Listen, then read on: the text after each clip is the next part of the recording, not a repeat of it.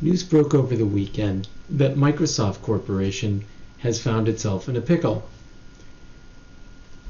A group of hackers purported to have been based in China have exploited what are referred to as zero-day security issues relative to Microsoft's on-premises email server product, Microsoft Exchange.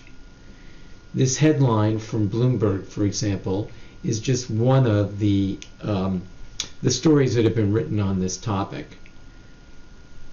But what's interesting about this situation is how Microsoft seems to have developed something of a Teflon skin with regards to this whole issue. As the Bloomberg story that I've just shown noted, Microsoft has admitted through its disclosure that nation-state actors in China were exploiting previously unknown flaws in on-premises versions of the software and released patches, and has since released patches for them. But the question that should be asked is why were in my opinion, were these security holes zero-day security holes? In other words, has there been rigorous testing on an ongoing basis to expose flaws like this? And I'm asking the question from the standpoint of all the publicity and branding that Microsoft has gone through over the last several years as the cloud services provider, and even to the extent of cloud versus on-premises. And anyone reading this story would have to note how it sounds like Microsoft Exchange Server on-premises has gotten the short end of the stick. And it doesn't end there.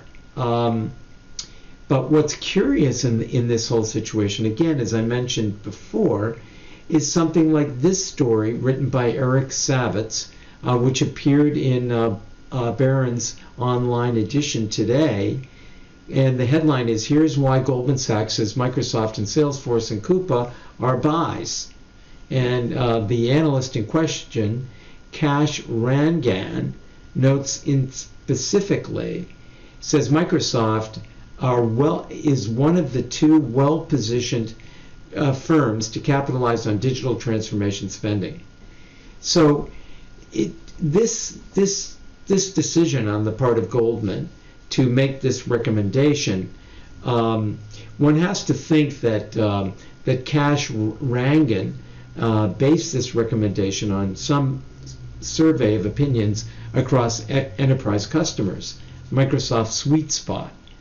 And if they're oblivious to hacks like this of Exchange Server, and not only are they oblivious to it, but they're willing to go out and put money on the counter for more digital transformation efforts from Microsoft, then one has to assume that the consumer segment is immune to stories like this. But what's true of the consumer segment isn't necessarily true of the United States government. And as we can see from this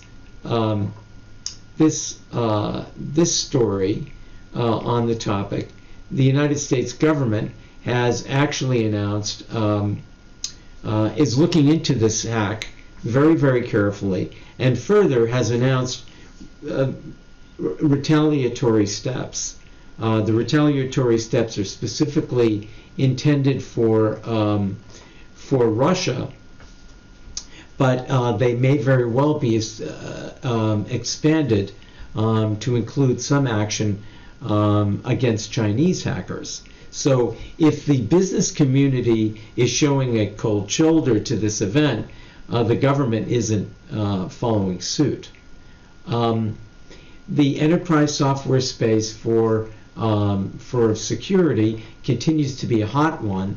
And on a related topic, it was announced today that McAfee is actually selling its enterprise cybersecurity business to a private equity firm for $4 billion. Now, The run rate is mentioned in this story from VentureBeat in 2020 to have been approximately 25% of the sales price. So McAfee Enterprise is still commanding a hefty price tag from private equity. But to what end? How much are these firms capable of